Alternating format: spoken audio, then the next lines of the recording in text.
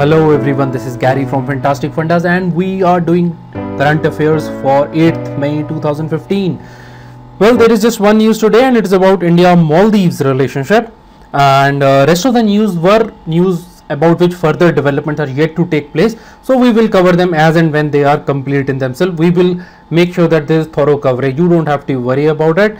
Now we are talking about the situation in Maldives. For 30 years, see, I'm giving you the background कि पहले हम देखते हैं कि मालदीव्स में हुआ क्या है. तो for 30 years until 2008 in Maldives, even the slightest dissent led to arrest, banishment to remote islands and torture. 30 साल तक 2008 से पहले अगर देखें, कुछ भी आपने हल्का सा गवर्नमेंट के अगेंस्ट किया, चलो भैया जेल में चलो और मार पिटेगी आपको. And in 2008 government changed, so good things started. But now 7 years after, in 2015, the Maldives appears to be sliding back to the dystopic past, जहाँ पर लाइफ की कंडीशन बहुत ज़्यादा एक्सट्रीम है. क्यों? What is happening? कैसे पता लग रहा है ये हो रहा है हमें? Hundreds of anti-government protesters, even if they were pregnant women or nursing mothers or senior citizens, arrest कर लिया गया है. किस बात के लिए? Because they were held for participating in a 20,000 strong May Day march in Malé. Now, what was the government's reaction?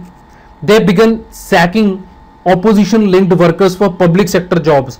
One minister even said that those boat owners who ferried the people to May Day celebration, or the protest rather, not the celebration, they should be penalized.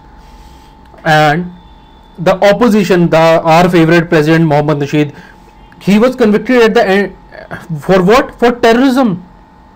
Although everyone in the world said that trial was a farce.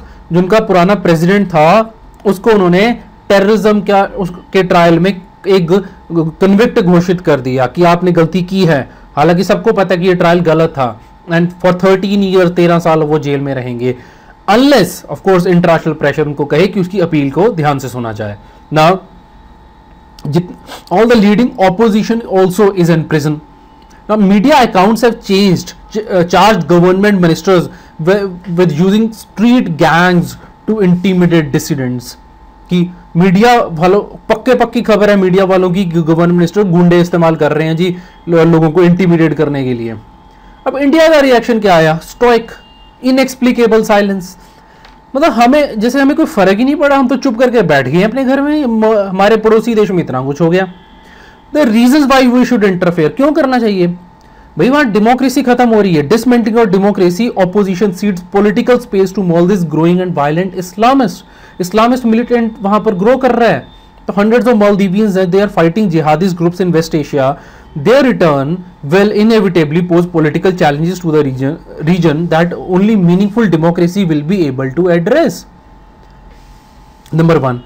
Second thing, Delhi has long held that only stable democracies can move the region forward toward a prosperous and peaceful future. हमारा ये मानना है कि अगर democracy होगी तभी तरक्की हो सकती है.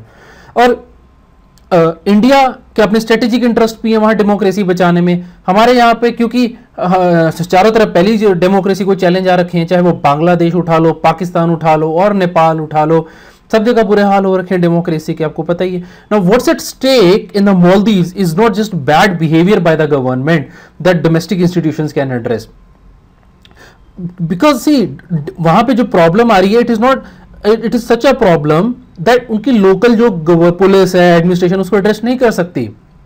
और मालदीव की जो गवर्नमेंट है वो उस लाइन को क्रॉस कर रही है जिसको पार करने पे जो कॉन्सिक्वेंसेस होंगे वो खतरनाक होंगे.